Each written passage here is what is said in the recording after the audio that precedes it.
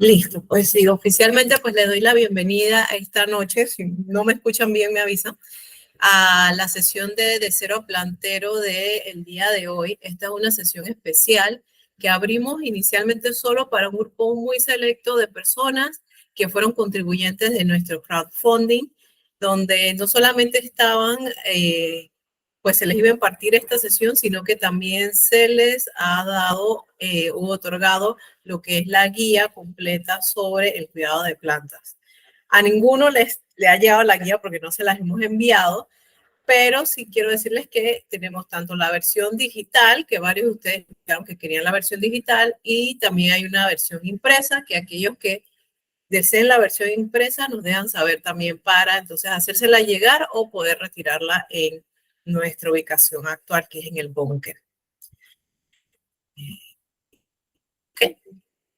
Así que bueno, comenzando primero con De Cero a Plantero. De Cero a Plantero es una presentación o un taller que me gustaría que también ustedes participaran, ya que la idea es comenzar a tocar todos esos puntos que quizás a veces dejamos de tomar en cuenta al momento de tener plantas. Todos hemos pasado por, yo compré esta planta porque me gustó, era muy bonita, la llevé a mi casa y se me murió. No sé qué le pasó. Pero nunca supimos si era que, no, y quedamos nosotros traumados pensando que se trata de que nosotros no sabemos cuidar plantas, que tenemos una mala mano, que lo de las plantas no es lo nuestro y demás. Pero en realidad, cuando vamos a ver, nunca investigamos la planta, no sabíamos cuáles eran los requisitos de la planta y al final, pues la planta no sobrevivió. Y primero que todo, ¿por qué yo estoy aquí hoy dictándoles este curso? Yo soy una experta inexperta. Yo soy una persona que aprendió a los golpes a cuidar plantas. Hace 10 años yo no sabía nada de plantas. Yo tenía un cactus en mi puesto de trabajo y el pobre cactus padeció y no murió, pero el pobre no sentaba cabeza y siempre andaba de vida o muerte. Luego entonces, hace unos años atrás, sí me mudé, encontré un mejor espacio para cuidar plantas y comencé a tomarme mis tiempos libres para cuidarlas, para tomarles atención, para hacer trasplantes, para entenderlas y así poco a poco ir desarrollando conocimientos. Y bueno, eventualmente me di cuenta que todos esos conocimientos que había estado cultivando por un tiempo sí eran valiosos y que valía la pena poder compartirlos con otras personas. Entonces, se me fue.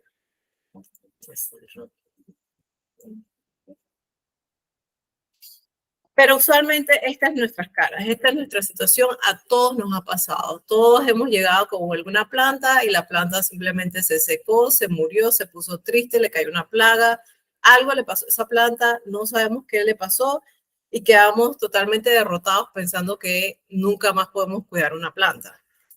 La verdad es que a veces nos preguntamos, ¿qué le está pasando a mi planta? Y las respuestas pueden ir desde, bueno, se le están cayendo las hojas, se le están poniendo las hojas amarillas, le salieron manchas en algunas hojas, ya mi planta no florea, está triste, ya yo no sé qué hacer, se le cayeron unos bichos y los bichos me la mataron, un sinfín de cosas. Estas fotos que están aquí son fotos que algunos de ustedes me enviaron sobre algunas de sus plantas, que seleccioné viendo también el tipo de fotos que me estaban enviando. Usualmente nosotros en Planta Feliz, cuando las personas nos contactan con alguna dificultad con sus plantas, preguntándonos por los productos, nosotros les pedimos, mándanos fotos, mándanos un video para ver y entender qué es lo que está pasando por la planta.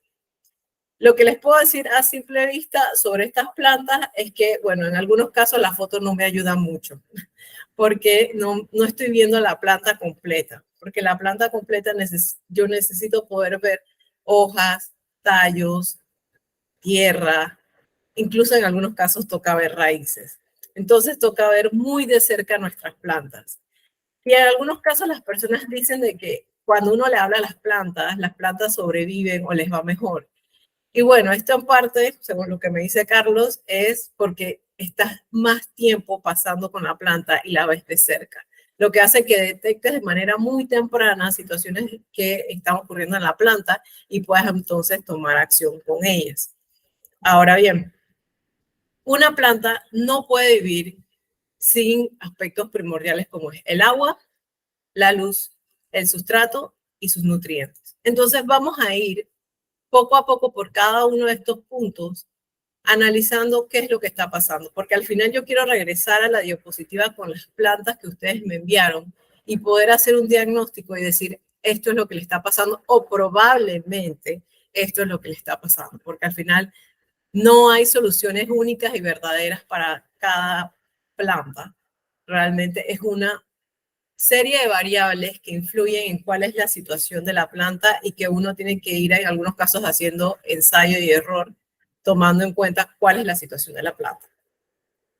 El primer punto, como les dije, una planta no puede vivir sin agua. La pregunta aquí, ¿estamos regando bien? Cuando hablamos de riego, hablamos de la aplicación de agua a nuestra planta de acuerdo a los requerimientos que la planta necesita. Esto quiere decir que existirán plantas que quieren agua con mayor frecuencia que otras. No todas las plantas van a necesitar que se les riegue con la igual cantidad y la misma frecuencia. Ahora bien, ninguna planta necesita ser regada todos los días. En el momento que tienes una planta que necesitas regar todos los días, hay algún problema relacionado posiblemente con el sustrato de tu planta. Natalie me levantó la mano. A ver, eso, me gusta que me participen. Hablen, Yo pregunten. voy a participar bastante y soy una ladillita. Pido por No. disculpas por adelantado porque yo soy en este momento, o sea, ya cumplí 35 y me volví la señora de las plantas de 3 meses para acá y tengo Okay. múltiples preguntas apuntadas. Perfecto. Entiendo perfectamente y resueno mucho con la cosa de que dices que las plantas no se riegan todos los días. Personalmente he tratado de buscar unas plantas que sí necesitan un poquito de atención porque me gusta estar allá afuera viendo mis plantas. Uh -huh. Y sí he tratado de poner atención, por ejemplo, en el sustrato que necesitan. Me he dado cuenta que de repente a veces, como tú dijiste en otra cosa que vi en tu Instagram, la tierra negra no es suficiente. Y he hecho esas opciones, digamos, de sustratos para que den mejor y no se encharquen. Sin embargo, tenía preguntas como, ¿hace falta o sería recomendable para una persona inexperta comprar ese como medidor de humedad para la tierra? ¿Cómo sé qué tanto tengo que regar? Sé que no es todos los días, pero por ejemplo, la señora que me limpia la casa me dice, vamos a regarlas de abajo para arriba. Y leí en internet que era, bueno, entonces las metemos y las sumergimos, pero es por arriba, es por abajo. Otra gente del vivero me dijo que, por ejemplo, tengo petunias que me encantan porque no se les mojan ni las hojas ni las flores. Entonces, tengo varias preguntas ahí con el tema del riego y te dejo tú que me respondas a ver cuáles son tus recomendaciones. Ok, bien. El riego, hay muchas maneras de hacer el riego. Como bien tú mencionabas, se puede regar de abajo hacia arriba, que es, pones un bowl y en el bowl tú sientas tu planta y la planta va a absorber la cantidad de agua que necesita para humedecer todo el sustrato. Eso funciona bastante bien y ayuda a que economices en el uso de agua, de hecho, porque pierdes menos agua que regando por encima, donde el riego por encima es un riego que debe ser copioso. Uno no debe regar es que un poquito de agua, porque lo que tú quieres es que todo el sustrato de tu planta quede húmedo, húmedo pero no encharcado. Si tu sustrato queda encharcado, eso quiere decir que el sustrato tiene una composición que no debería ser, porque la cantidad de humedad que guarda el sustrato debería aguantar para que la planta pueda ser regada. Por decirte, la recomendación cajonera de riego de una planta es cada 2 a 3 días. Hablando de una planta muy en general. Entonces, si yo riego mi planta de chorrito en chorrito, esa planta se me va a desmayar. O sobre todo las que son bien dramáticas, se me va a estar desmayando un día sí, un día no. Y la idea no es eso, la idea es que el sustrato se seque poco y que se mantenga un poco húmedo cerca de su raíz. Ahora, lo que me pregunta sobre los medidores de humedad, es una herramienta que se puede utilizar. Yo no tengo medidor de humedad, nunca he utilizado medidor de humedad. Mi medidor de humedad es mi dedo, porque yo siempre he buscado la manera de manejar un sustrato que sea lo suficientemente poroso y suave y esponjoso como para poder introducir el dedo y sentir el nivel de humedad dentro del sustrato. De esa manera ya yo puedo saber qué tan seco está mi sustrato. De la manera que estás regando ahorita mismo es una forma en que usualmente se te va a humedecer es la parte de abajo antes que la de arriba, a menos que tú realmente sumerjas todo hasta, como quien dice, hasta el cuello de la planta, cosa que se puede hacer. Lo he hecho con algunas plantas y se puede hacer totalmente sin problema. Nada más que en ese momento como que si no tienes un buen mulch, que vamos a hablar más adelante del mulch, se va a salir todo y que vas a quedar con agua con tierra, pero en realidad se puede.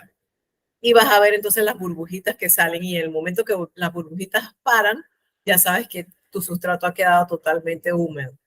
Eso también funciona bastante bien con las personas que tienen coquedamas, que son estas plantas que vienen como en una bolita de fibra de coco o de musgo.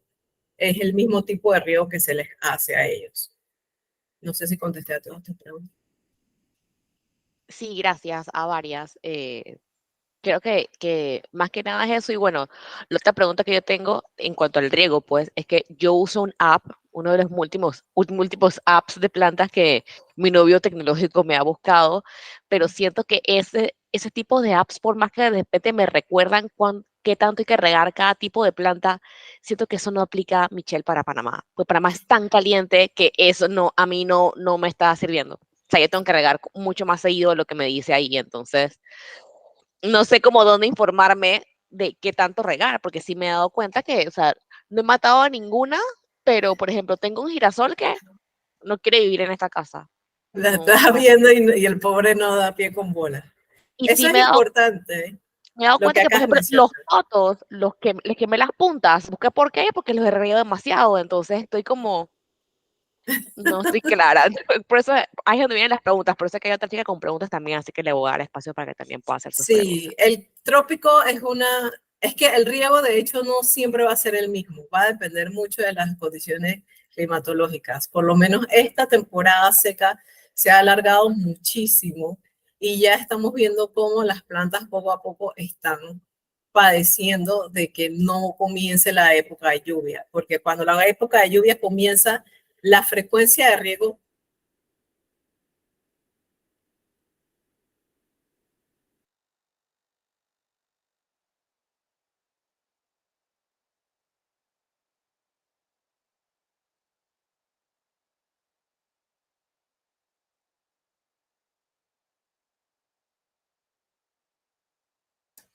Michelle, te congelaste. Ay, no era yo, ok. Pensé que era yo. Ajá, no, no, sí, se congeló.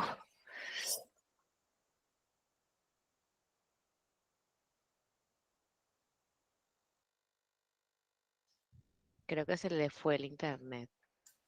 Pues sí, sí parece. Vamos a esperar a que se reconecte.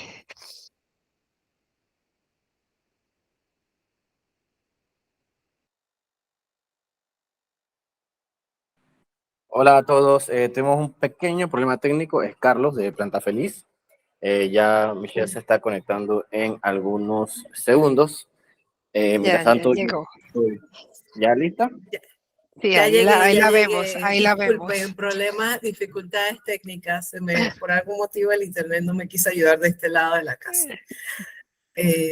A ver. Ajá.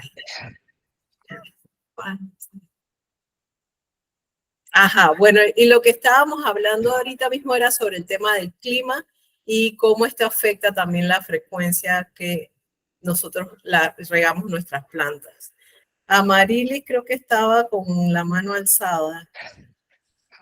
Sí, sí, sí. Ajá. Y iba un poco bueno, estoy aquí en la media oscuridad, pero un poco en el sentido de lo que comentabas, ¿no? O sea, aquí cuando finalmente arranque el invierno, en mi caso yo tengo una combinación, yo tengo plantas en potes y obviamente vegetación que crece en el patio delantero y el patio trasero, ¿no? Entonces, ya cuando esté el invierno, pues ya los temas de riego son distintos, solo es regar a lo que no alcance, no le alcance a caer la lluvia, pero digamos que ahí el reto es que sí, toda la importancia, y digo, más adelante vas a hablar del sustrato, pero en condiciones de que, bueno, tengo un patio delantero en el que, no sé, supongo que lo ideal era como que quitar ese poco de tosca que había originalmente y haber puesto algo de mejor de calidad, pues bueno, ayudaría a que las plantas estuvieran mejor, pero bueno, es un poco complicado, claro, en pote es más sencillo el enfoque,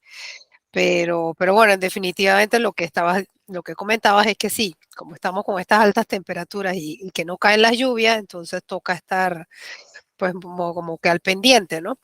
Yo de mi experiencia, yo tengo unas chabelitas que son como muy, digo yo, me dice mi vecino que son como yeyes, porque yo he visto chabelitas en el interior, en casas del interior, donde ahí dudo que se preocupen del tema de riego, o sea, no tendrán ninguno de los, digamos, de los deber ser en las plantas y nunca he visto esas hojitas, o sea, feas, siempre las he visto muy alegres. Las que tengo aquí en mi casa, ellas me avisan cuando necesitan agua porque se ponen todas tristonas. Entonces, dice, bueno, pero ¿qué pasa con las de allá? Que las de aquí son muy especiales. Digo, no creo que el clima en Los Santos sea más fresco que el de la ciudad de Panamá. Pero bueno, ahí lo dejo como una anécdota de experiencias, ¿no? Y que me intriga mucho por qué una misma planta tiene un comportamiento tan distinto, ¿no? Igual también allá está sembrada en un pote y pues muy normalita, ¿no? Pero bueno, adelante. Gracias. Sí, tal cual. Es el meme que hemos visto por ahí de que la planta en la casa de uno está toda medio muerta y zombie, pero de repente uno la encuentra creciendo en la grieta de la calle y uno no se entiende cómo eso sucede. Y bueno, al final eso también pasa, o sea, las plantas se van adaptando y van encontrando espacios donde pueden o no pueden permanecer. Algunas condiciones no, a veces parecen inexplicables, pero realmente es una planta que ha encontrado de alguna u otra manera las condiciones adecuadas en el espacio en el que está. Fuera otra planta y no sobrevive en ese mismo espacio. Que es lo que pasa también cuando me dicen, no, que es que mi abuelita tenía una planta así y así le iba bien. De que las plantas que tenía tu abuelita eran las plantas que a ella le sobrevivían, no las plantas que uno quiere comprar plantas de colección y que no te van a sobrevivir en esos ambientes. Entonces, seguimos con el siguiente punto que vendría siendo la luz. Y aquí es donde está tu planta. Como bien Amarilis mencionaba, ella tiene plantas en pote que quizás tiene dentro de su casa y tiene plantas en su jardín. Ambas plantas requieren de luz. No hay ninguna planta que no necesite luz. Es mentira de que hay plantas que no necesitan luz. Bueno, a menos que me estén hablando de musgo o algo por el estilo. Muchas veces las personas preguntan, no, es que yo tengo un baño, pero no tiene ventanas, pero yo quiero poner una planta. ¿Qué planta me recomiendas? Yo, bueno, la planta de plástico. Porque sin luz, la planta no va a progresar y te vas a traumar de que tu planta no se ve bien dentro del baño. La luz va a ser entonces en conjunto con el agua y, bueno, con el CO2, elementos que la planta necesita para poder hacer fotosíntesis y, pues, por consiguiente, crecer y desarrollarse.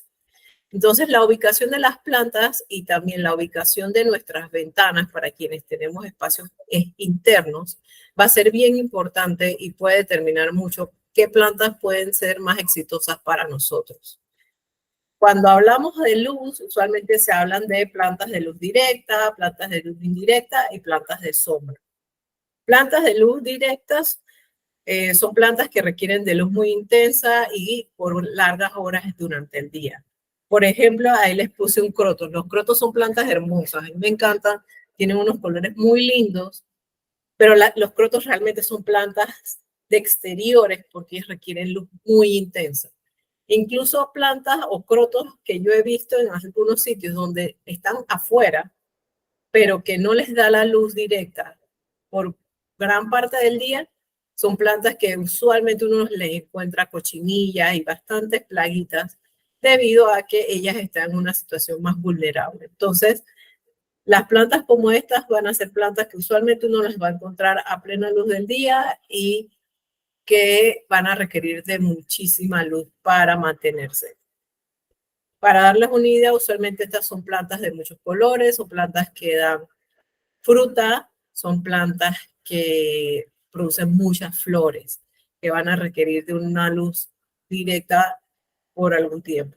La luz indirecta, en cambio, es una luz que ya puede ser más difuminada, o sea, que no tiene que pegarle directamente a la planta, incluso hay plantas donde la luz directa les puede quemar sus hojas, y vas a encontrar que son plantas que reaccionan muy bien a la luz muy temprano o la luz muy tarde y que van a estar cerca de una ventana. En el caso de ahí de la imagen les puse como una monstera deliciosa que es una planta que reacciona muy bien a luces indirectas. Ella, en su hábitat natural, está usualmente pegada al tronco de algún árbol y el árbol le brinda sombra, le filtra luz y esa luz entonces a ella le llega de manera filtrada, lo que hace que ella se pueda desarrollar de mejor manera y que no se le quemen sus hojas. Por otro lado, cuando hablamos de plantas de sombra, esto quiere decir que son plantas que pueden estar en ubicaciones un poco más alejadas de la fuente de luz y que de hecho en estos espacios es donde se van a sentir más cómodos. Una planta que es una planta que podría decirse de sombra es esta, la cuna de Moisés o Peace Lily. Es una planta que en espacios interiores les va muy bien y de hecho en estos espacios es donde ella desarrolla más sus hojas y también le salen sus flores que son unas flores blancas. Entonces son plantas que ellas pueden recibir algo de luz directa, pero muy poco. Realmente son plantas que se van a beneficiar de un espacio donde exista cierto grado de iluminación, pero no luz directamente hacia sus ojos. Entonces, para darles un ejemplo de espacios como interiores que son viables para poner plantas siempre van a ser cercanos a una fuente de luz. Cuando hablo de fuente de luz, quiere decir de dónde viene la luz del sol. Y en este caso, por lo menos en esta imagen, van a ver que todas las plantas están como arrinconadas hacia la puerta del balconcito, buscando precisamente que sea un espacio donde les vaya a dar suficiente luz. Es probable que a estas plantas no les dé luz directa durante todo el día, porque lo que van a recibir siempre va a ser como una luz indirecta. Aquí no se ven como rayos del sol entrando directamente, pero sí ven que es una habitación muy iluminada. Y eso es otro punto también bien importante, porque he encontrado casos donde lo que sucede es que tenemos las plantas cerca de la ventana, pero resulta que me tienen la persiana abajo todo el día. Entonces, eso precisamente es como si la tuvieras prácticamente en un espacio cerrado, porque ya entonces el filtrado de la luz hace que ya no le llegue suficiente iluminación, suficiente radiación a la planta. Estos son otros dos espacios que pueden ser de ejemplo para plantas que son tanto de luz indirecta o algo de sombra. En estos casos, ustedes van a ver que igual las plantas están orientadas hacia la fuente de luz que viene siendo la ventana por donde entra la luz, pero la gran mayoría de estas plantas que están ubicadas aquí son plantas que requieren un nivel de luz baja o filtrada o indirecta. Quizás el bijao que se ve en la segunda es una planta que sí recibe algo de luz directa en algún momento del día, porque estas son plantas que sí se benefician de mayor radiación.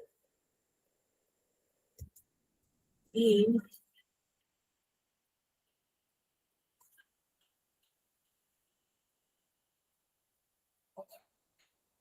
se falta el final.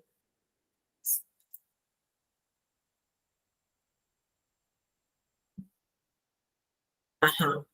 Ahora bien, cuando pasamos al tema de los balcones tienen una particularidad. Estamos afuera, pero no estamos del todo afuera. Y la ubicación del balcón es bien importante para definir qué plantas me pueden funcionar a mí en mi balcón. Ahí hay dos opciones sobre dos vistas de un balcón, donde ustedes están viendo que por lo menos en la segunda imagen hay rayos de luz cayendo directamente sobre estas plantas. Y estas plantas son plantas de flores, son plantas que requieren bastante radiación para generar flores. Estas plantas que generan flores todos los días necesitan luz.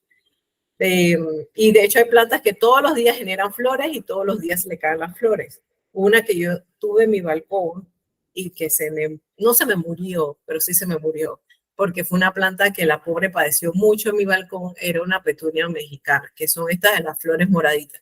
Yo veía esa planta por todos lados, la veía en cualquier lado, y yo es que yo quiero una de esas y quiero ponerla en mi balcón. La planta nunca le fue bien en mi balcón. Yo lo que hice fue batallar todo el tiempo con infecciones por cochinilla con esa planta. Al final no sabía que yo estaba haciendo mal, le cambiaba el sustrato, la limpiaba, le ponía aquí, le ponía esto, le ponía... Hasta que un buen día caí en cuenta, esto es una planta que yo he visto bonita y en buen estado, a pleno luz del sol. Y mi balcón recibe luz directa después de las 3 de la tarde. O sea, todo el día esa planta estaba, como quien dice, en luz indirecta. Y hasta las 3 de la tarde ya recibía quizás 1 hora de luz. Y ya luego, entonces ya eran las 5, 5:30, ya el sol nuevamente desaparecía. La planta nunca iba a estar feliz en esa ubicación, simplemente porque no recibía la cantidad de horas de luz que requiere. Y eso sucede mucho en los balcones. E incluso algunas cosas que bloquean los espacios, como la pared del vecino, como un edificio enfrente. Todas estas cosas pueden afectar qué tipo de plantas puedes tener en tu balcón. Los tomates, las plantas que son de fruto, requieren muchísima iluminación. Estos son, es un reto cultivar lo que son hortalizas en espacios que no reciben suficiente luz. A manera personal, yo cultivé un tomate en mi balcón y me demoró como 1 año en que diera ese tomate. Y después de mucho cuidado y de mucha resistencia, pero no fue fácil. Natalie. Te quería preguntar, como te digo, yo tengo un medio tecnológico que todo le busco una solución tecnológica. Si no es una app, es lo que sea. Ajá. Hablemos de las luces UV. Ok. Eso me va a servir, vale la pena de que yo haga una inversión en comprar una luz. Me imagino que jala bastante electricidad. Mi problema es que, como te dije, tengo unas plantas que traje y ellas florecieron una vez y más nunca han querido florecer. Y si no quieren vivir aquí, las voy a tirar por el balcón, pero quiero saber si tienen arreglo con una luz UV o simplemente no son para mí. Las luces de crecimiento son una buena ayuda, pero esto hay... yo tengo mis sentimientos encontrados con los que son las luces de crecimiento. Por un lado, usualmente no se ven bonitas.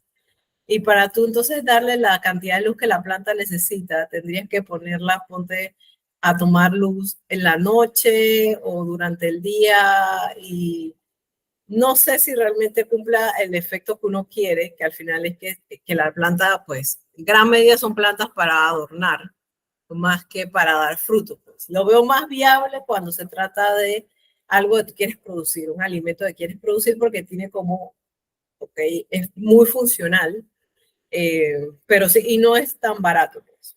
Las que son buenas son costosas.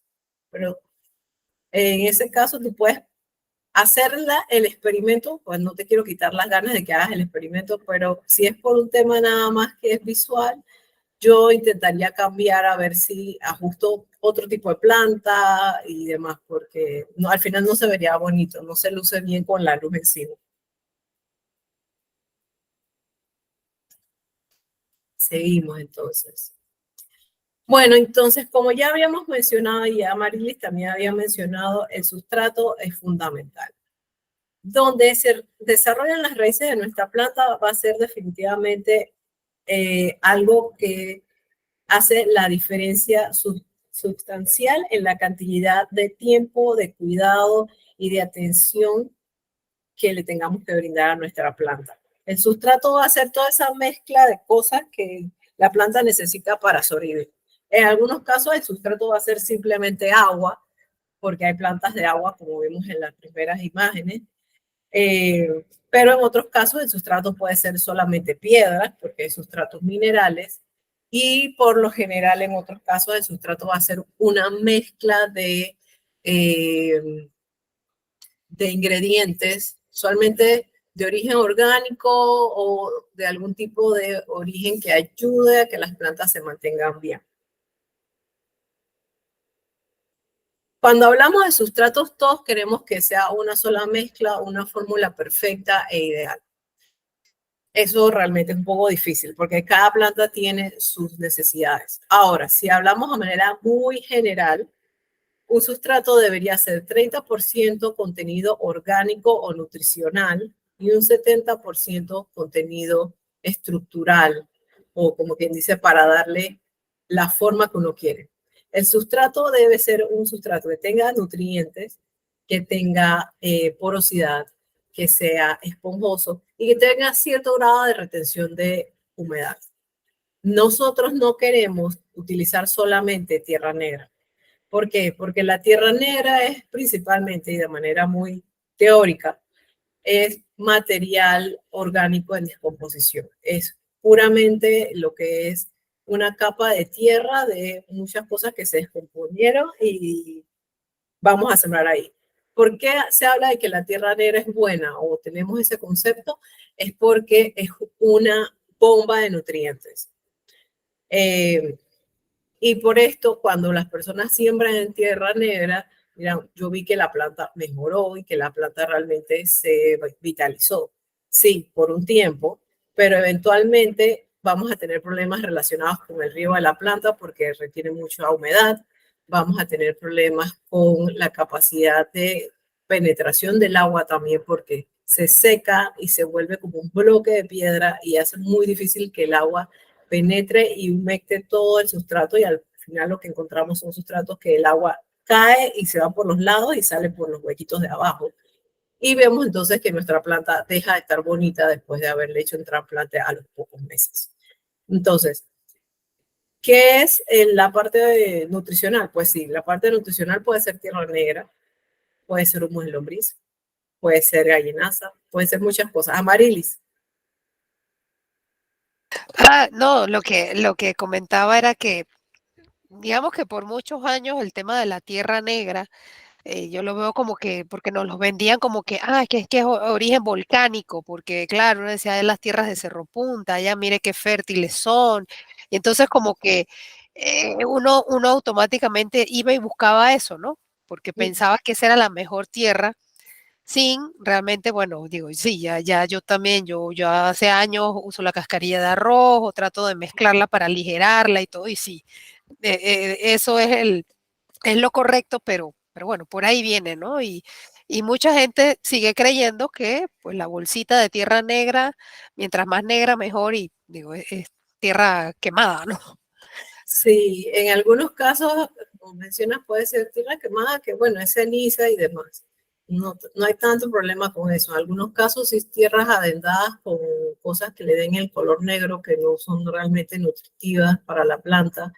Entonces el tema es eso, que hay poca trazabilidad en qué es lo que hay en esa tierra negra. Por eso no soy tan fanática tampoco de la tierra negra, porque al final no sabes de dónde viene. Algunas personas te dicen que sí, que la trajeron de volcán y de allá no sé qué, pero te venden un saco enorme de tierra que pesa como si fuera un muerto y al final cuando algo sale mal, no tienes a quién preguntarle, que oye, ¿qué le pasó a esta tierra? O encuentras parásitos en la tierra, o encuentras cosas en la tierra que te parecen extrañas. No tienes a quién preguntarle porque al final se pierde esa trazabilidad. Las personas simplemente abren un espacio, un hueco, empiezan a llenar bolsas y las venden.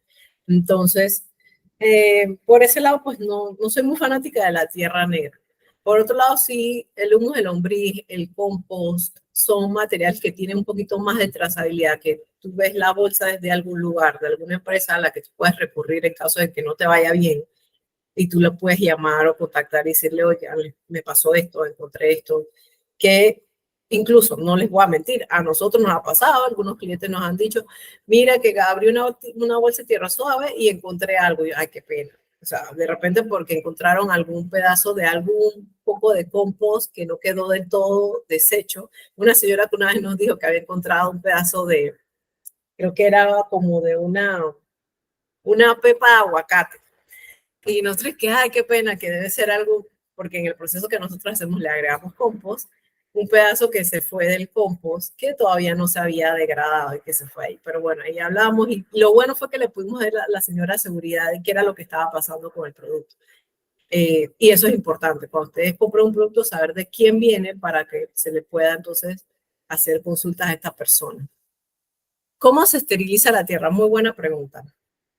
La forma de esterilizarla básicamente es aumentar la temperatura del medio. ¿Cómo puedes aumentar la temperatura del medio? La opción más sencilla, agarrarla, ponerla en una bolsa negra, tirarla a que reciba sol parejo. Eso lo puedes hacer a que agarres mucho, mucho sol, porque el sol directo sobre una tierra, sobre un paquete oscuro, va a calentar lo suficiente el contenido y va a matar los patógenos que están en ella. Al hacer eso, entonces ya tú quedas como con un material de alguna forma que no tiene ningún tipo de contenido biológico, cosa que no es tan bueno, pero que te hace, te garantiza que tampoco vas a tener algo que no quieres en tu pote, ningún tipo de parásito que pueda afectar el crecimiento de tu planta. Entonces eso puede ser. Una vez le dijo a una cliente que era levantar la temperatura y ella lo quiso meter en el horno de su casa. No resultó muy buena idea porque la tierra comenzó a oler, porque como la estaba horneando, al final empezó a despedir olores que ya no le gustaron mucho. Así que la opción que yo recomiendo y que recomendamos nosotros siempre es ponerla en una bolsa negra y tirarla en algún espacio. Si tienes una forma de ponerla sobre un zinc, porque así el zinc se calienta, la bolsa se calienta y eso aumenta más la temperatura del contenido. Así que bueno, prácticamente es una parte nutricional, una parte que sea estructural. Cuando hablamos de estructura, hablamos de coco molido, hablamos de cascarilla de arroz, hablamos también de lo que es perlita, vermiculita, hablamos de carbón, que hay ciertas cosas como el carbón, que el carbón ayuda también a la parte nutricional porque lo que es la biodiversidad que se puede generar en el sustrato se aloja también en la porosidad del carbón. El musgo también puede ser una forma como paralela de tener algo de biodiversidad, pero también algo que le añada pues una consistencia o una estructura diferente a la planta. Al final, una mezcla no tiene que ser una mezcla como de muchos ingredientes. Tú puedes hacer tu mezcla con 2 ingredientes o puedes hacer tu mezcla con 3 ingredientes de manera muy sencilla. No tiene que ser todo un montón de cosas para lograr una buena mezcla. De hecho, como les mencionaba, esto va a depender mucho de las plantas, porque en el caso de, ya voy contigo, Marilis. En el caso de plantas como las calateas o plantas ornamentales sencillas que tengamos en casa, podemos utilizar sin ningún problema esa proporción de 30-70. Cuando ya hablamos de plantas que producen frutos o incluso plantas que producen flores con frecuencia, podemos aumentar la porción de la parte nutricional, porque el costo energético para la planta de producir frutas, de producir flores es mayor y entonces va a requerir más nutrientes. Y ahí entonces subimos un poquito ese porcentaje. Y cuando hablamos de plantas de muy bajo requerimiento nutricional, como por ejemplo un cactus, te puedes ir a una estructura que sea 10% nutricional y 90% de estructura, que vendría siendo, por ejemplo, el caso de nuestro sustrato para cactus suculentas. Es un sustrato que es principalmente mineral, vienen siendo piedras o sí, lo que es mineral de basalto, con humus de lombriz adendado, pero el humus es bien poquito. ¿En qué momento yo sé que tengo que cambiar el sustrato? Usualmente va a pasar cuando ves que el sustrato está compacto, ves que ya ha bajado el nivel del sustrato a un punto donde no deberías estar. Usualmente del borde del pote al sustrato o al mulch de la planta deberían haber, ¿qué te digo?, de 2 a 3 pulgadas máximo. Más de eso, no, sí, como de 2 pulgadas. Más de eso, eso está muy abajo y genera un microclima en la parte de ese espacio donde va del sustrato al borde del pote, ejemplo. Ahora, si me hablas de una planta que está sembrada en tierra, una planta que está sembrada justo en el jardín, lo que se puede hacer en lugar de sacarle y volver a meter es siempre hacer un mulching y una adecuación de lo que hay alrededor de la base de la planta, que eso va poco a poco a ayudar a que la microbiología que hay allí y la forma del sustrato del suelo mejore. Para darles un ejemplo, aquí tengo una planta que yo no sé si ustedes van a ver porque yo tengo esto con una imagen ahí de fondo. Déjenme quitarla.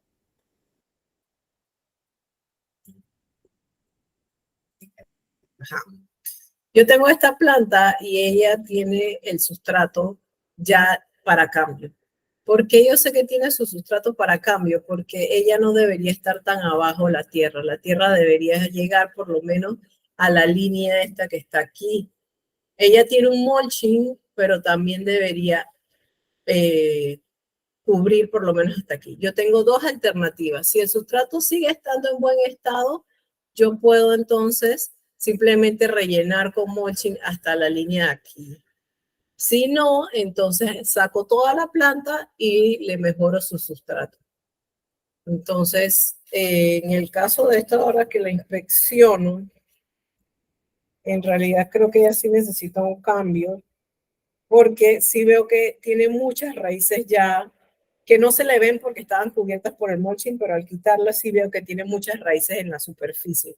Entonces, siendo así, es conveniente hacerle un cambio al sustrato y posiblemente pasarle un pote más grande. ¿Tengo alguna otra pregunta por ahí que no sé?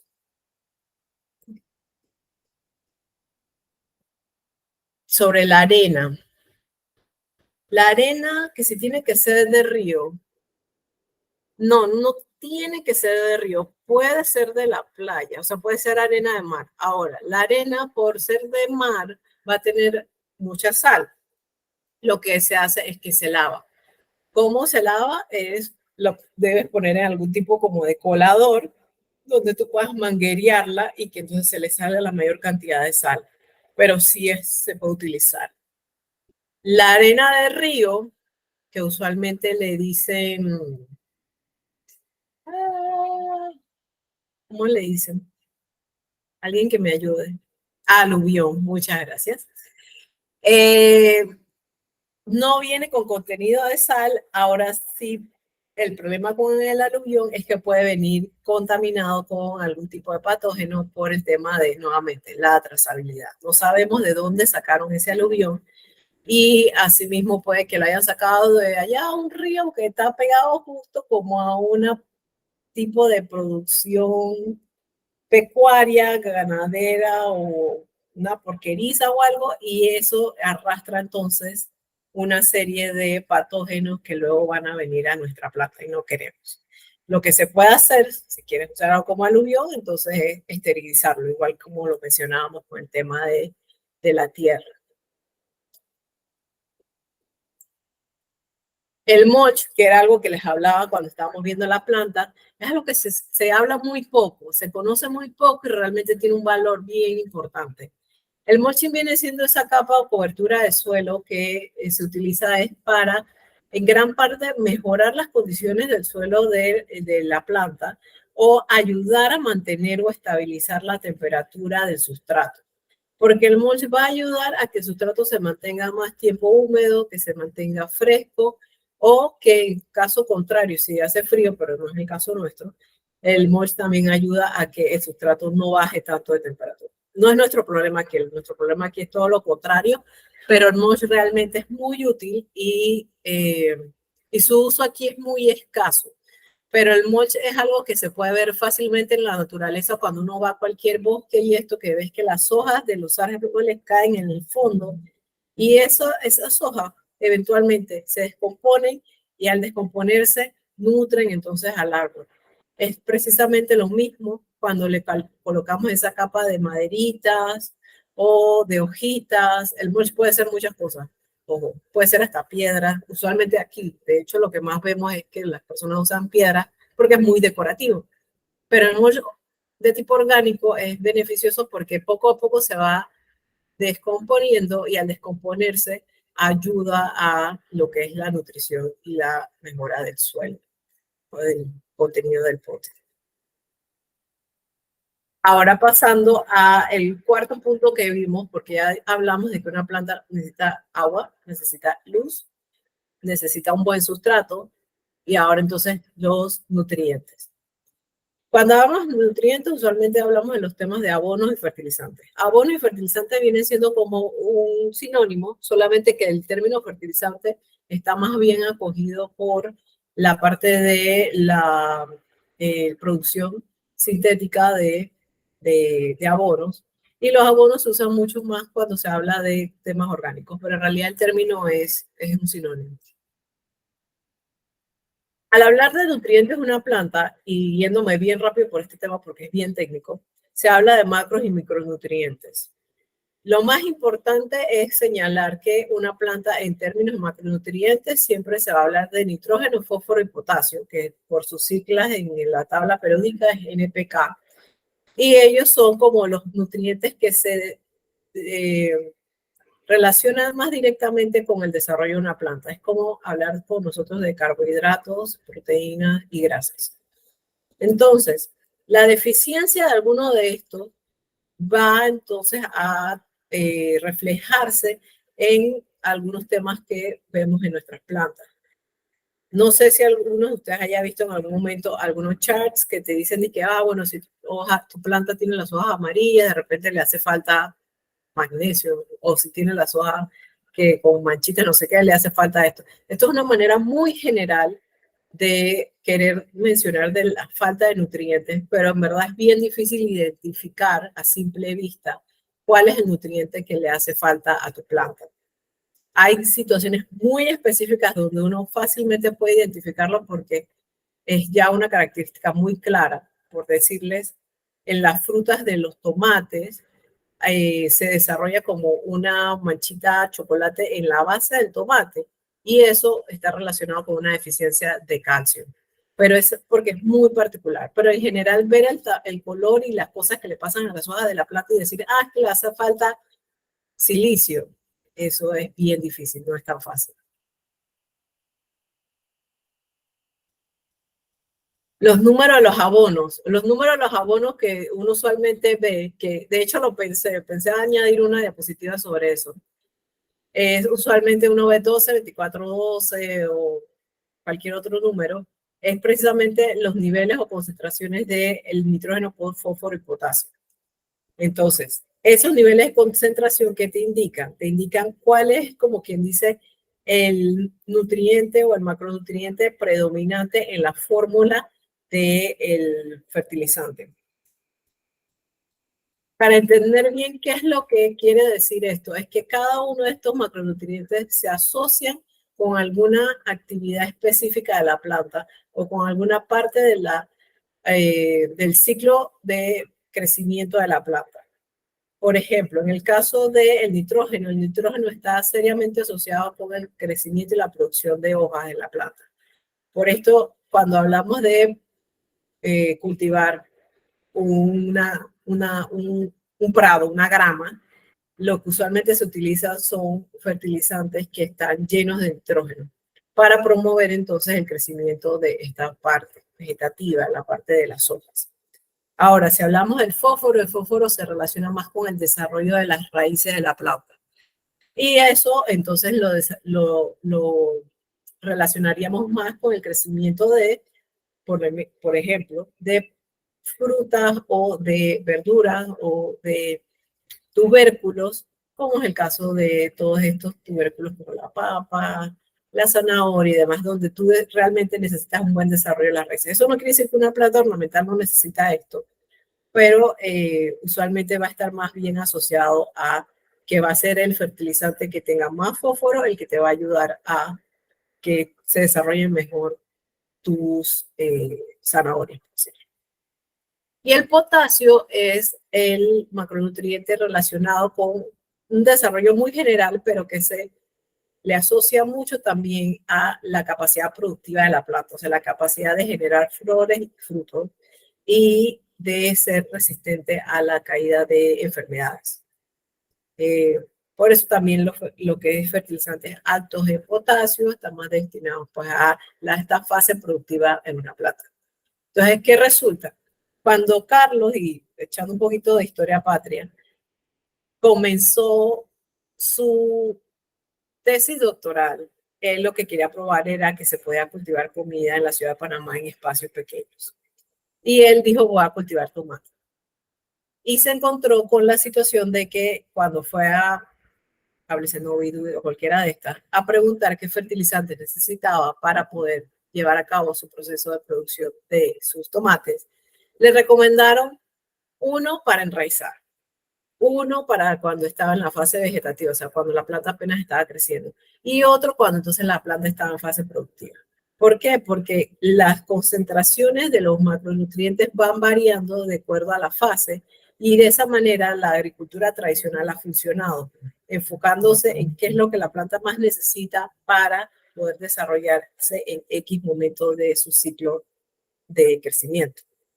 Ahora, el estado del arte indica que esto es bueno a corto plazo, malo a largo plazo, porque eventualmente lo que son los nutrientes que le das a la planta son nutrientes que el suelo va a perder y que no va a ser capaz de recuperar.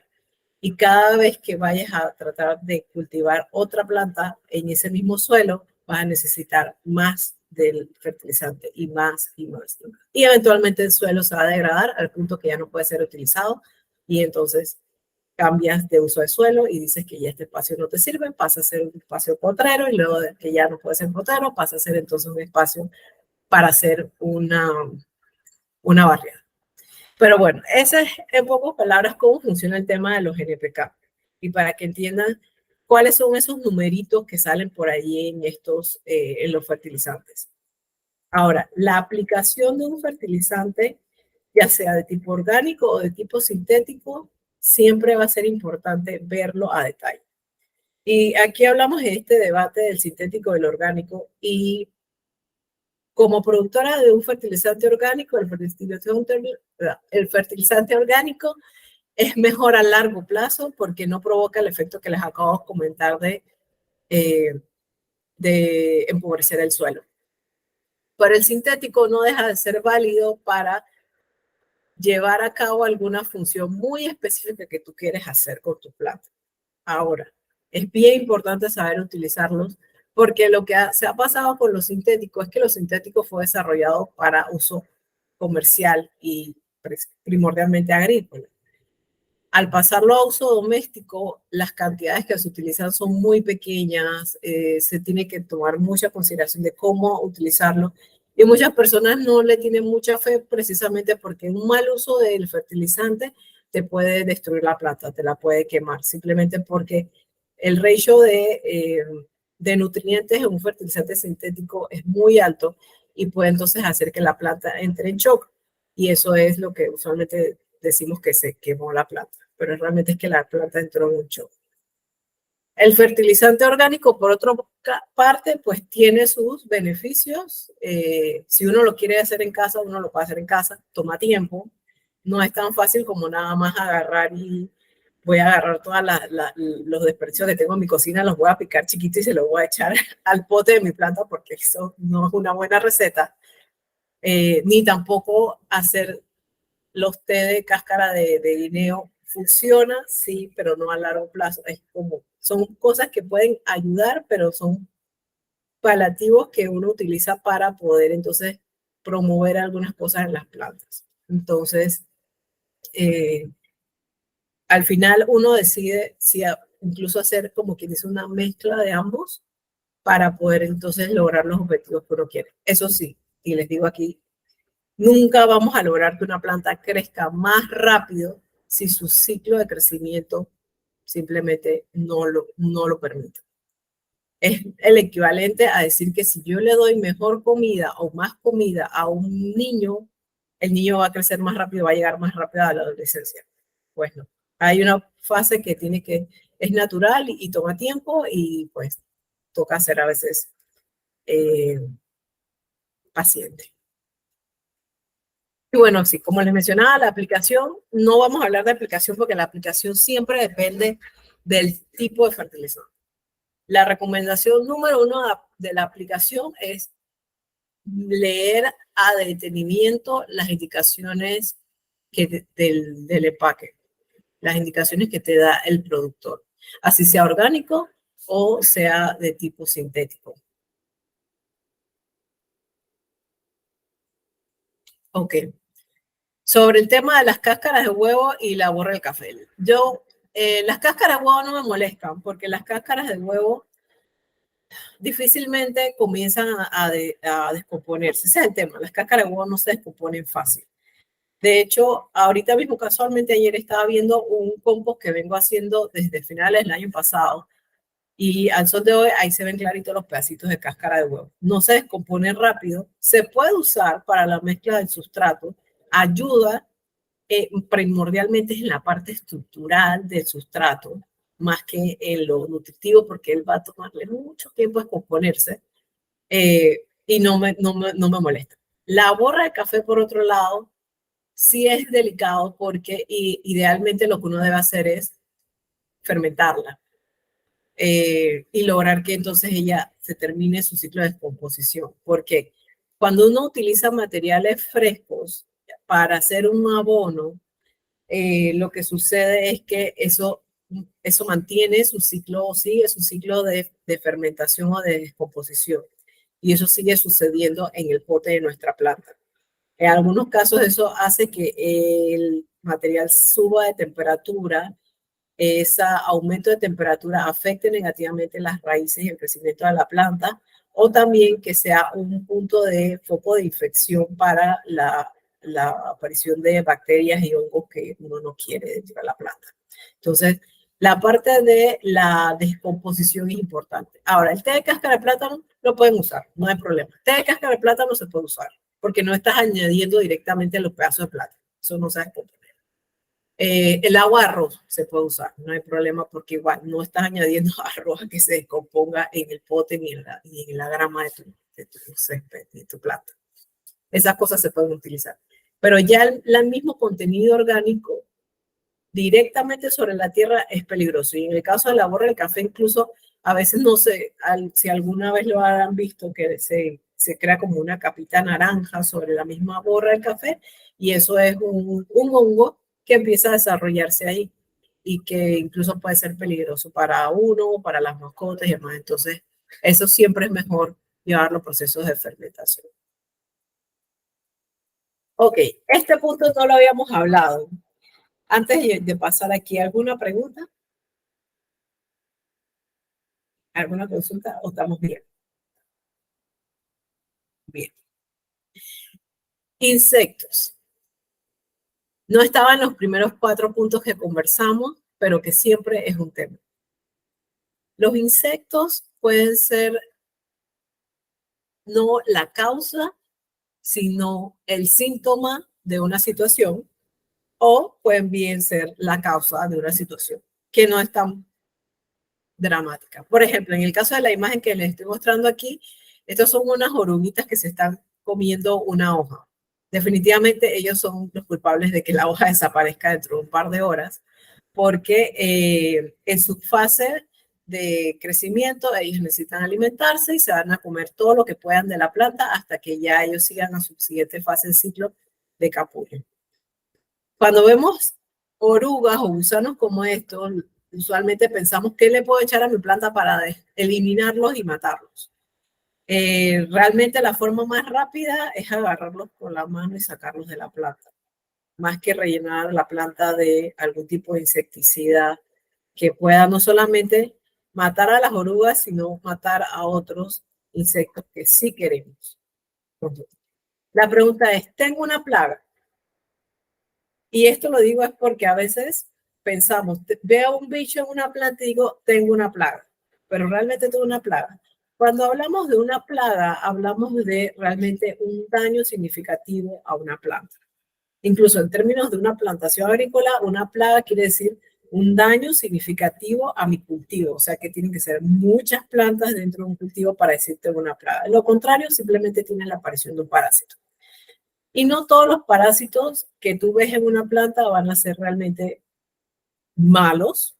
Algunos simplemente viven en comunidad con tu planta. Algunos, de hecho, están asociados a tu planta para ellos alimentarse de otros parásitos que llegan a la planta.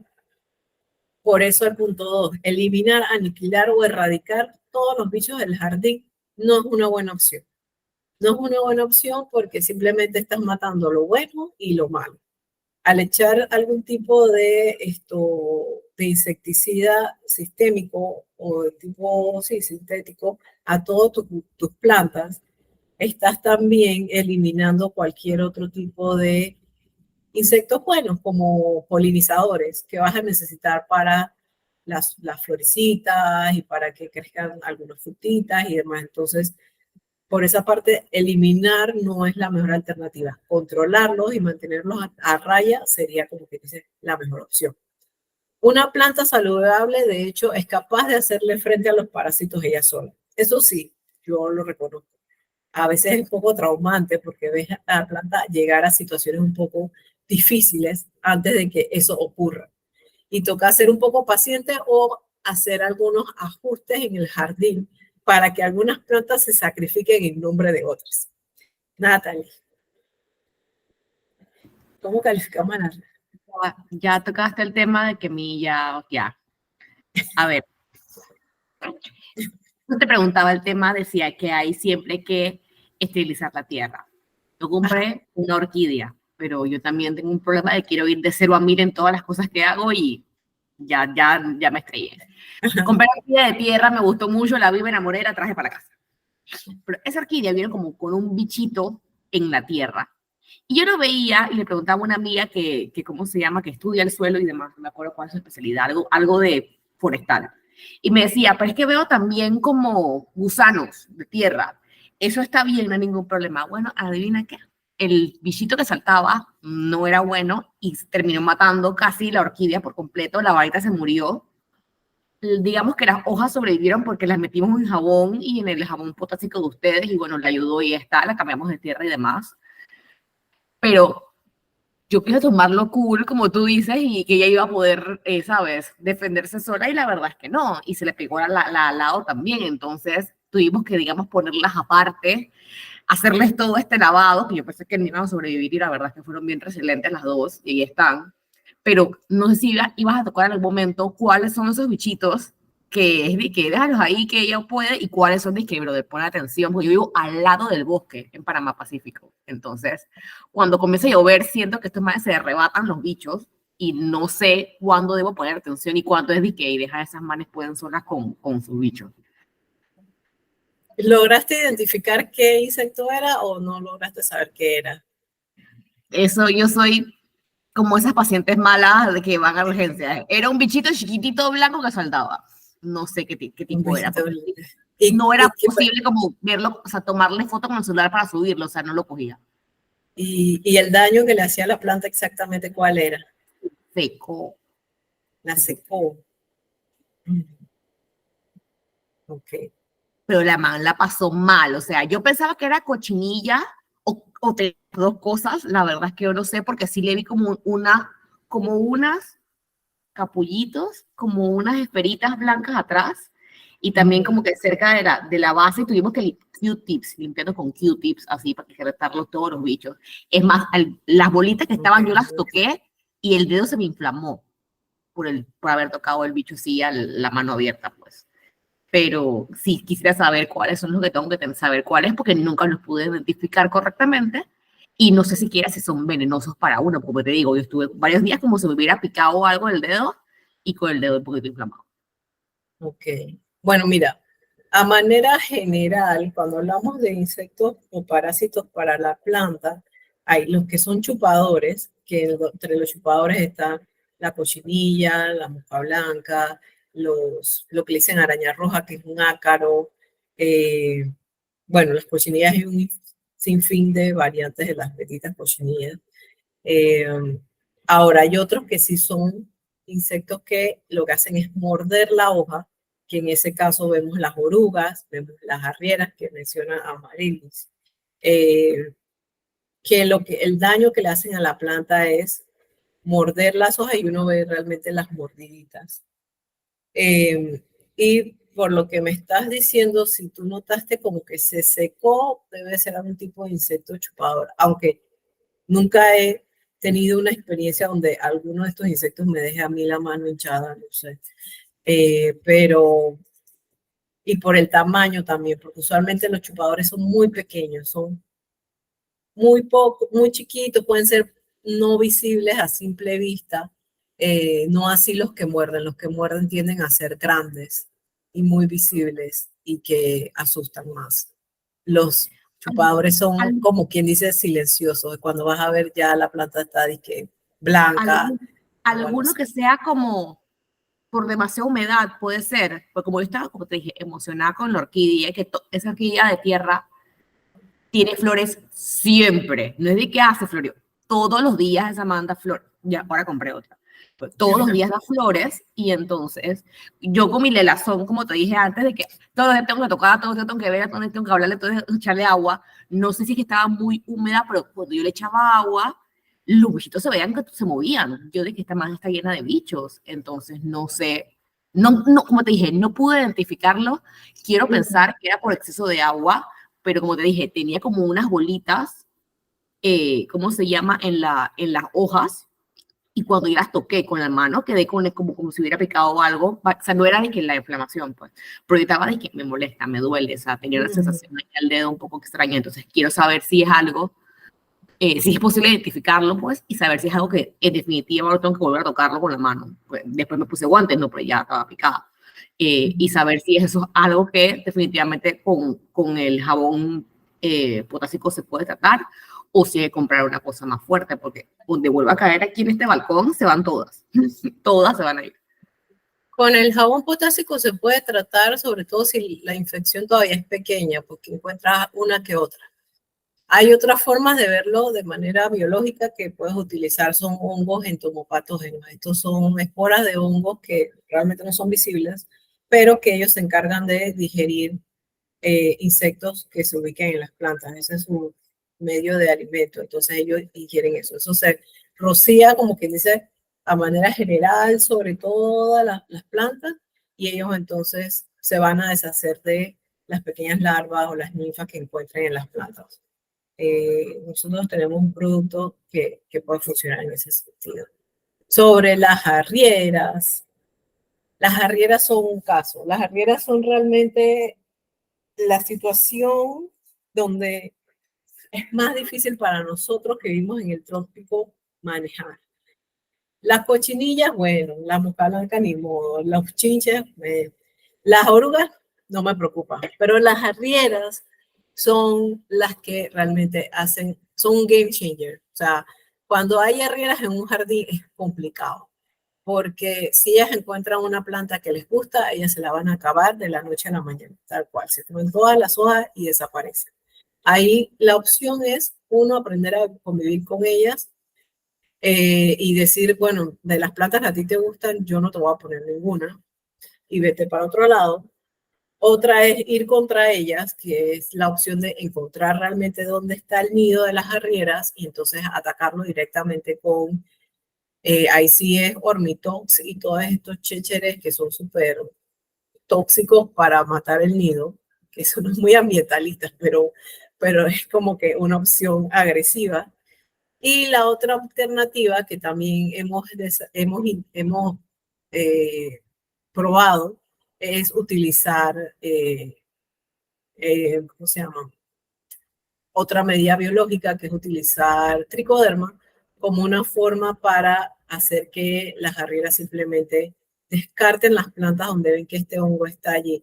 La tricoderma es un hongo que al final, cuando encuentra otros hongos, lo consume. Entonces, el fin de las arrieras de llevarse las hojas de una planta, porque ellos no se las comen, ellos las muerden para llevárselas, es alimentar a un hongo que ellos tienen en su nido. Y a través del hongo es que ellos se alimentan. Entonces, al final, si ellas llevan a su nido una planta que tiene un hongo que se va a comer al hongo que ellas quieren consumir, entonces van a dejar de hacerlo. Las arrieras son muy inteligentes en ese sentido. Dice Amarilis, para las arrieras me ha servido es ponerle en la pata y tronco de la planta un polvo que consigue en Novi, que es un producto biológico. No recuerdo el nombre, es una presentación del base amarillo.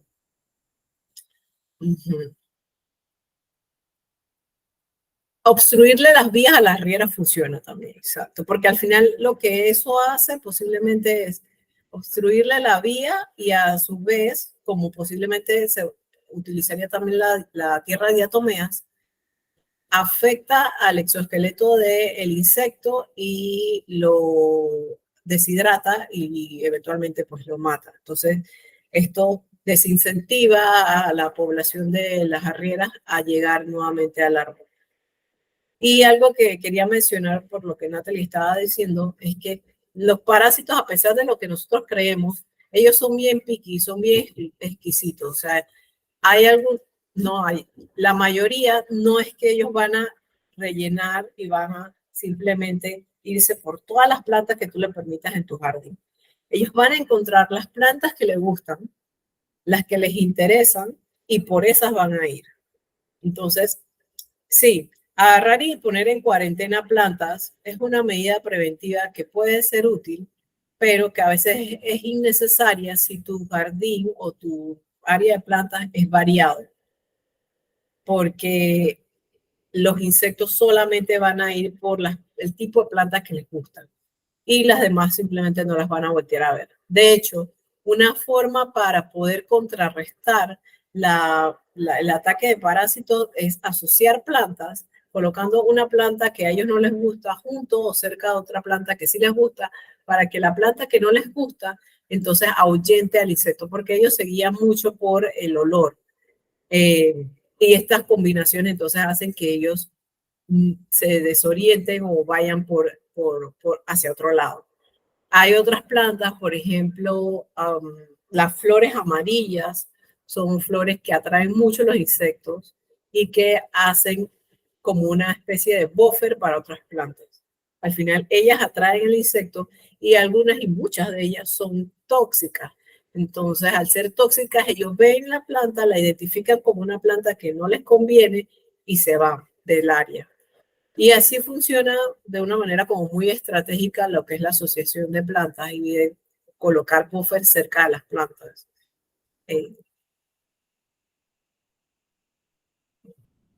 Y bueno, yéndonos a especies muy ya mencionadas aquí, pues. Bueno, Natalie pregunta de cuáles plantas no les gustan. Las plantas aromáticas no son sus favoritas. O sea, puede que en algunos casos les caiga un poquito, pero es bien duro que les gusten las plantas aromáticas con muchos parásitos. Los que son más como que más necios son las mosca blancas. Las mosca blancas son bien necias para meterse en muchas plantas. Por lo menos en ajíes, yo nunca he podido cultivar un ají de cero y cosechar mi ají porque las moscas blancas siempre acaban con él. Pero usualmente asociar que una albahaca con un tomate ayuda mucho porque una ayuda a que no le lleguen tanto al tomate. Las hierbas de limón, cosas de esas son plantas que son por el olor, pues no les gustan tanto como otras plantas. El tema de la humedad también puede afectar la presencia de algunos parásitos, sobre todo en el caso de los momentos cuando hay cambios de clima, que comienza a llover más y mantenemos el mismo sistema de riego y se mantiene más tiempo húmedo el sustrato. También pasa mucho que empiezan a salir las mosquitas esas de la fruta. Que eso realmente se propaga es porque el sustrato se mantiene mucho tiempo húmedo y eso le da espacio para que ellas se desarrollen. Entonces lo que uno hace es, uno, ayuda a utilizar mulch y dos, es cambiar la frecuencia de riego. Cochinilla, mosca blanca y arriera son clásicas de nuestro clima. Hay otros tipos de parásitos que son un poquito menos frecuentes, pero las más frecuentes van a ser siempre estas. Creo que el 90% de las personas que tienen plantas, si no el 99.999% de las personas que tienen plantas, en algún momento han visto alguna de estas. De ahí pueden haber otras cosas como, bueno, la araña roja, que es un ácaro, los trips, que también son chupadores, que son chiquititos también, que son relativamente comunes, aunque no tanto dentro de lo que es la urbe. Bien, regresando entonces a las imágenes que vimos al principio. ¿Qué le está pasando a mi planta? Si tendría que revisar a detalle cada una de estas, como les mencioné, al no tener una imagen completa de todas, la más fácil ahorita mismo para poder diagnosticar vendría siendo el potos que está en el frasquito de vidrio. ¿Por qué? Porque estoy viendo la planta completa. A pesar de que no la estoy viendo de cerca, estoy viendo la planta completa. Entiendo que él está en ese frasquito tiene un buen desarrollo radicular, pero sus hojas están como descoloridas. Las hojas descoloridas de la planta pueden venir, por un lado, por falta de nutrientes. Por ser una planta que está en agua, permanece mucho tiempo en agua y no se le agregan nutrientes al agua. Añadir entonces humo de lombriz líquido al agua podría funcionar para que ella vuelva como que a retomar vida. Otra posibilidad también tendría que ver con relación a su ubicación en la casa donde esté. Aunque es menos probable porque no se le ve quemada, sino que más bien como descolorada. A diferencia de la que tienes al lado, que esta que está al lado es una planta que a simple vista ya yo estoy casi clara de qué es lo que le está pasando. Esta planta la sacaron para que tomara sol y se les olvidó y la planta se quemó del sol. Cuando ustedes vean estas manchas blancas así de la nada, como en una planta, que ustedes ven que la planta tiene partes muy verdes y de repente tiene como estas manchas blancas y notan que todas las manchas blancas están como en la parte como que más arriba de la hoja, o sea, lo que está como más hacia arriba, usualmente esas son quemaduras de sol. Y eso puede venir precisamente por lo que les digo. Y por la ubicación de esa planta estoy casi segura que es eso, porque de hecho fue una planta que le tomé foto que está en el lobby de mi edificio. Fue de que la sacaron, la pusieron disque a tomar sol y se les olvidó y la planta se quemó.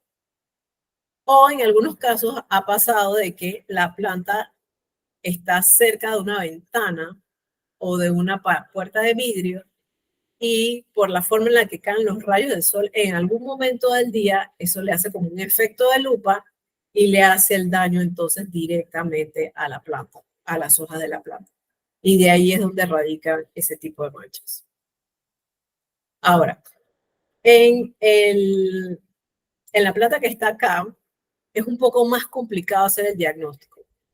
¿Por qué? Porque solamente estoy viendo las hojas de la planta, no estoy viendo toda la planta, no estoy viendo la base de la planta para saber cómo está a nivel del sustrato o del suelo. Evidentemente es una planta que está en exterior, pero que no se puede identificar exactamente. Podría incluso estar en un pote, pero afuera de una casa, y no lo sé. Lo que sí se ve es que por lo menos tiene daños. Sí, Michelle, esa es mi salvia. Eso fue lo que, digo, tiene como 10 años de estar en el patio de atrás ahí en tierra. Y bueno, pues digamos que es una sola planta, o sea, es un solo tronco que en algún momento tuve que eliminar una parte porque tenía como comején. O sea, eso lo eliminamos, pero ha seguido con este comportamiento raro de que, o sea, las hojas por un tiempo están muy bien, pero de repente empiezan a arrugarse y hasta secarse.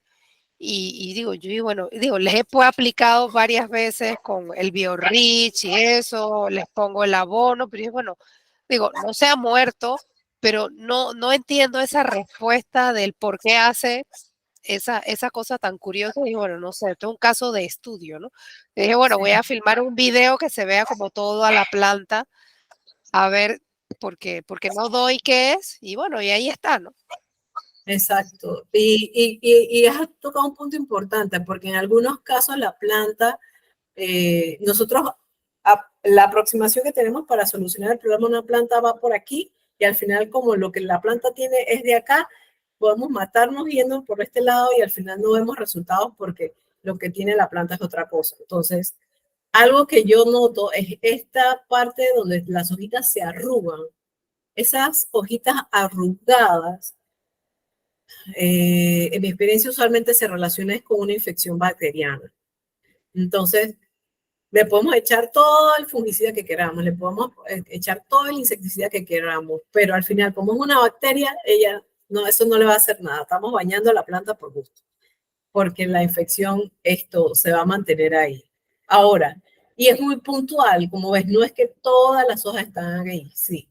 Y en ese caso, ¿qué se hace? Me preguntarás. Mi recomendación sería hacer algunas podas para promover nuevos crecimientos y eliminar esas zonas que están infectadas o que muestran la infección.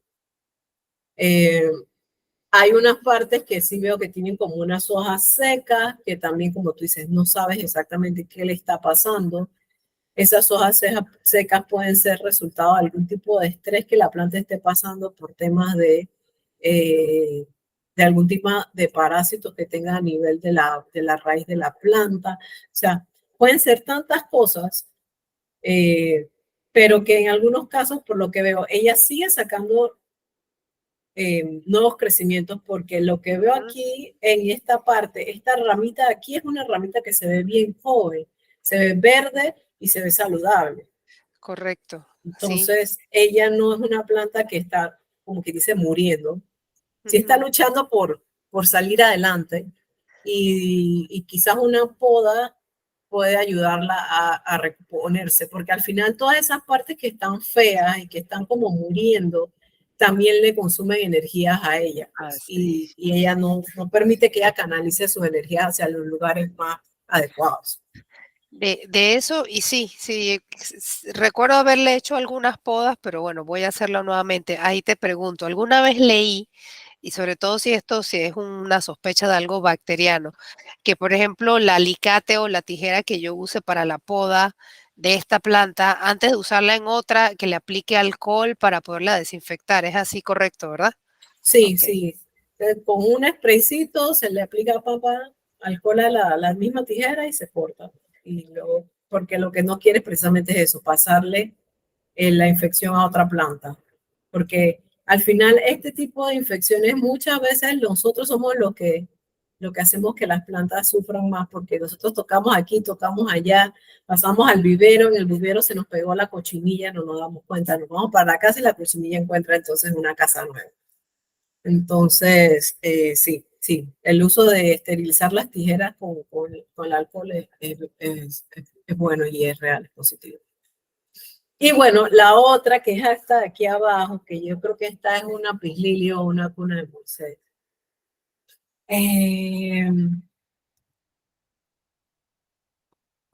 Esta planta tiene dos temas que me llaman la atención. Una es que se le ve como que las ramitas están como que así, como que buscando una luminosidad, y por otro lado las puntas de las hojas están oscuras. No sé en qué estado esté su sustrato, y no estoy segura y no creo que esa sea la ubicación regular de esa planta. No creo que ella esté ahí todo el tiempo, sino que la pusieron ahí para la foto. Entonces habría que analizar si la ubicación de la planta está muy, muy, muy, muy alejada de una ventana, que hace que entonces la planta esté constantemente en búsqueda de alguna fuente de luz, y por eso es que las ramitas se le hacen tan alargadas, a pesar de que, como les mencionaba, la Pislilia es una planta que se diría de sombra. Es una planta que igual va a requerir cierta luminosidad para desarrollarse. Michelle. Hola. Hola, sí está al lado de la ventana, esa es su posición regular. Ah, sí, ella está usualmente Sí, ahí. pero yo creo que es algo que en sustrato porque se ve raro y como compacto. Ah, bueno. Un cambio, sí, el tema del sustrato lo pensaba era por cómo tiene las puntitas secas. Esto, que puede ser un tema de que no le está llegando suficiente la humedad, no está llegando hasta el final de la planta. Cuando vemos puntas secas, muchas veces tiene que ver con cómo recorre el agua a través de la planta. Y ella está cerca de la ventana. De repente alzarla un poquito, porque quizás por eso es que ella está mirando, como que echando las hojas hacia arriba, porque está buscando la luz que le viene entrando como de arriba. Ok. Entonces, si de repente si la levantas un poquito, ya sea con uno de estos, hay Sí, un pedestal o algo así. unos pedestales que se ponen a poner potecitos, y eso ayudaría bastante a la planta, e incluso ayudarían a que no la tengas que necesariamente tener tan cerca de la ventana, la puedes poner un poquito más lejos, porque ya va a recibir igual luz de entrada de la ventana, pues. pues, porque hasta 1,5 metros, 2 metros de una ventana, una planta recibe la cantidad de iluminación que necesita. Pero si está allá abajo, el bloqueo de la pared posiblemente es lo que le está impidiendo que ella reciba algo de luz más brillante. Y por eso Ok, también súper, está hacia arriba. Pero súper. sí. Ahí Natalie preguntó que si esas puntas se cortan. Las puedes cortar. Yo las cortaría ¿No le pasa nada? para que se vean más bonitas. No, no les va a pasar nada. De hecho, o sea, la punta no se va a volver verde de nuevo. Exacto. Así que lo que se puede hacer es cortarla para que no se vea eso tan feo y eventualmente entonces cuando ya empiezan a crecer otras hojas, cortar esas hojas para ya que desecharlas. Ok, Pero sí. y esa nunca me ha floreado, pero puede ser también por el tema del sustrato, me imagino. Ujú. Ok, súper. ¿Listo? Entonces, en la aproximación y el ejercicio lo hice es precisamente para mostrarles cómo es que uno puede diagnosticar su propia planta y ver por dónde uno va aproximándose al problema y buscándole solución. A veces hay soluciones muy sencillas, a veces hay soluciones un poquito más complicadas que va a depender de las variables que hemos hablado, la luz, que tiene que ver con el espacio en el que está, el sustrato que tan bueno es, si es el adecuado, la frecuencia con la que regamos y cómo la estamos nutriendo. En el caso de algunas plantas, por ejemplo, para poder hacer que floreen, ya que estábamos hablando de la planta que floree, al contrario de añadirle nutrientes, lo que hay que hacer es retener la aplicación de los fertilizantes para que la planta entre como en una pequeña fase de estrés y entonces que ella floree. Eso es algo que va a depender mucho de la planta y, por ejemplo, en el caso de algunas orquídeas, esto es lo que sucede. Hay algunas plantas que también va a depender, como quien dice, de su ciclo biológico. Hay orquídeas que ellas nada más florean en cierta época del año. Hay otras plantas que florean todo el tiempo. Entonces, en esta parte, que no lo toqué aquí, pero que sí lo van a ver en la guía, investigar la planta que tienes es bien importante y necesario para poder ir afinando estos detalles de cómo mantenerla y ser más exitoso en el cuidado de la planta. Y bueno, ahí hablando de esto, pues varios de ustedes lo que están aquí porque participaron o fueron contribuyentes de nuestro crowdfunding y como parte de la recompensa pues estaba este espacio para conversar sobre sus plantas y también se están llevando la guía de Cero a Plantero, que es una guía de cuidado de plantas en el trópico. Esta es una guía que, como les mencioné al inicio, hay una versión que es digital y hay una versión que es física. Para las personas que ya, porque aquí hay varios tipos de personas, para las personas que ya formaron parte del crowdfunding, que hicieron su pago, entonces se les va a estar enviando tanto la guía digital y si desean la guía física, entonces también se les va a estar enviando. De hecho, corrimos un poquito la fecha pensando que íbamos a tener para hoy ya las guías físicas y aún no las tenemos. Mil disculpas. Pero sí se las haremos llegar para que las tengan a quienes han solicitado la versión física. Y bueno, no sé si tienen alguna pregunta, alguna consulta más. Este es un espacio que pueden preguntar cualquier otro tema que quedó pendiente o cualquier otra cosa que quieran saber. Michelle. Gracias. Cuando haces trasplante o algo, o sea, digamos, cambio el sustrato, ¿qué tanto es que tienes que sacudir la planta o limpiarle las raíces? Digamos que está sana, pero o sea, hay veces que te dicen como que no toques tanto la raíz o que no le des el sol a la raíz o algo por el estilo. Es una pregunta bien válida. Y sí, algunas personas te dicen no lo toques mucho. Yo soy más de trata de sacarle toda la tierra que puedas. Precisamente porque lo que quiero es que las raíces como que se liberen y vuelvan entonces a acomodarse en el pote. En algunos casos, cuando las pasamos tal cual, así como están aquí, para otro pote, están pasando de una manera muy comprimida y entonces eso hace que aún la planta quede compacta a nivel de la raíz. Y lo que tú quieres, y fueran parte de la idea de un trasplante, es que las raíces puedan seguir desarrollándose y creciendo. El punto medio sería como que soltarla un poquito para que las raíces como que vayan expandiéndose y no queden tan compactas.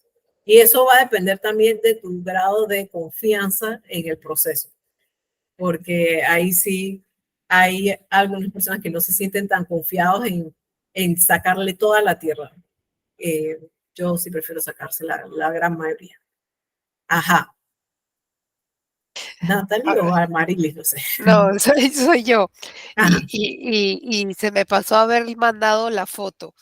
A ver, yo tengo una Philodendron burlemarx, Ajá. de esta que, bueno, pues que ya realmente es muy pegadora y ha crecido, o sea, yo la he, digamos, sí, la he trasplantado un par de veces y ahorita está en un pote que es como de estos altotes, como de 1 metro. Ella tiene un tótem también, porque pues de estas plantas que tienen. Entonces, claro, ya está en un punto de que las raíces ya están por fuera del pote. Yo no sé si es que tengo que, o sea, digamos, podarla, quitarle, sacar un pedazo, llevármela a otro lado, rellenar, o sea, echarle tierra que llegue hasta arriba, o sea, no sé, digo, ella se ve muy, muy feliz, muy saludable, pero dije, bueno, pero esto tiene un límite, ella no puede seguir, este, porque bueno, no sé, la tierra, pues, o sea, de tiempo en tiempo le he echado un poquito más como para que tenga algo renovado, pero está bien al fondo y digo, alguna vez vi como que sí había como que podarla y que no había ningún problema si yo le cortaba las raíces que están por fuera, pero no sé, y digo, no sé si en la guía hay algo, pues digo, una planta que como que en pandemia de repente se puso como famosa y la gente empezó a tenerla y bueno, así que por ahí va mi pregunta, ¿no? Bueno, algo tan específico como qué hacer con una Philodendron burlemarx no está en la guía, pero sí entiendo que esta es una planta que parte de su forma de ser es que ella es trepadora. Al ser eso, ella desarrolla raíces aéreas para poder entonces ir pegándose a diferentes estructuras. Y aquí el tema está en que tú controles el crecimiento de la planta. O sea que si tocaría, si tú no quieres que ella siga regándose, subiendo o pasando a otras partes, entonces toca cortarla, pegarla y tú puedes cortar y poner a reproducir. Aquí no tocamos temas de propagación, de hecho, que eso podría ser otro tallercito, pero se podría recortar y poner a propagar y lo que propagues lo puedes sembrar en otro lado, lo puedes regalar y todo esto porque es una planta, la Philodendron burlemarx es muy, muy resistente y es una planta que se da bastante bien en nuestro clima y que en realidad no debes tener temor en hacerle podas para mantenerla, como quien dice, controlada. Eso sí, como les mencioné, siempre es importante investigar bien la planta para saber cómo manejarla y todo esto. Pero sí es una planta con la que se puede trabajar bastante bien. Ok, muchas gracias. Natalie. Yo tengo esta niña que es muy linda, estoy enamorada de ella. Ajá, una caladio.